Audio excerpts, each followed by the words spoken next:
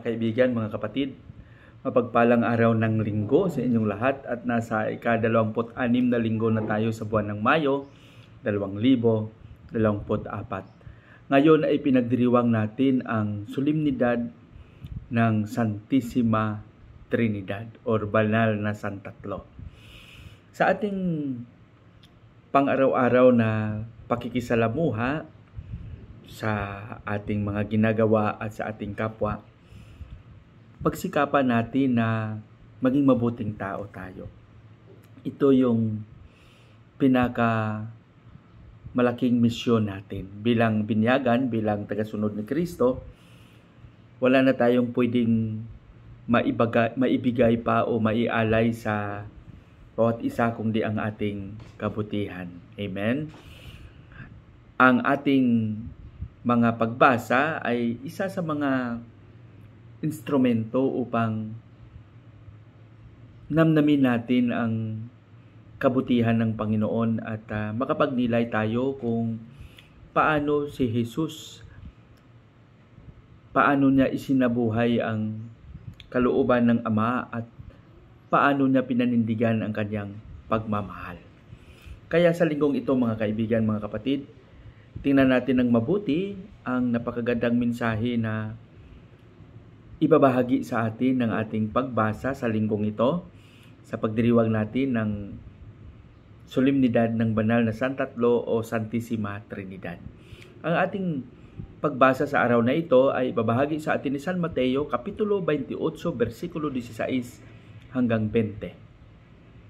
Dito, itinipon ni Jesus ang kanyang 11 alagad sa Galilea at sinabihan sila, inutusan sila, humayo kayo, sabi niya, at gawing disipulo ang lahat ng tao. Binyagan ninyo sila sa ngalan ng Ama, ng Anak, at ng Espiritu Santo. At tandaan ninyo, sabi niya, ako ay maging kasama ninyo hanggang sa katapusan ng sanlibutan. Alam niyo, napakagandang tingnan ito at pagnilayan na si Jesus sa kanyang pagmamahal sa atin kahit umalis na siya physically, bumalik na siya sa Ama, ay hindi niya tayo iniwan. Patuloy siyang kumikilos, patuloy siyang narito para sa atin.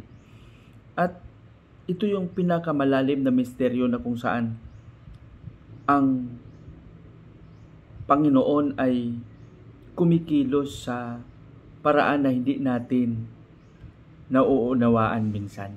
Kaya yung pagsasabuhay ng Banal na Santatlong ito ay sana makikita natin sa pang-araw-araw natin na ginagawa, lalong-lalo na sa paggawa natin ng kabutihan.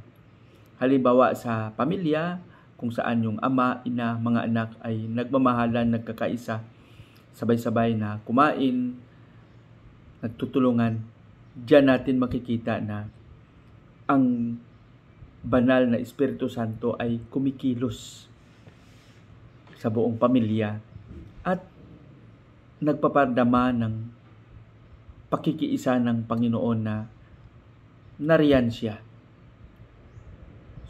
at gumagabay sa bawat pamilya. Sana mga kaibigan, mga kapatid, ang paniniwala natin sa Banal na Santatlo, kung hindi man natin ito mauunawaan ng lubusan dahil sa napakalalim na teolohiya nito, sana maramdaman natin ito sa ating buhay, lalong-lalo na sa patuloy natin na paggawa ng kabutihan na magsimula mismo sa ating sarili at sa ating bawat pamilya. Pagpalain nawa tayo ng Panginoon. Sa ating panalangin, Panginoong Hesus, maraming salamat sa patuloy mong paggabay sa amin sa banal na Espiritu Santo na siyang nagbigay ng liwanag sa aming mga daan. At maraming salamat sa patuloy mo na pagsama sa aming paglalakbay dahil alam namin na hindi mo kami iiwan. Amen.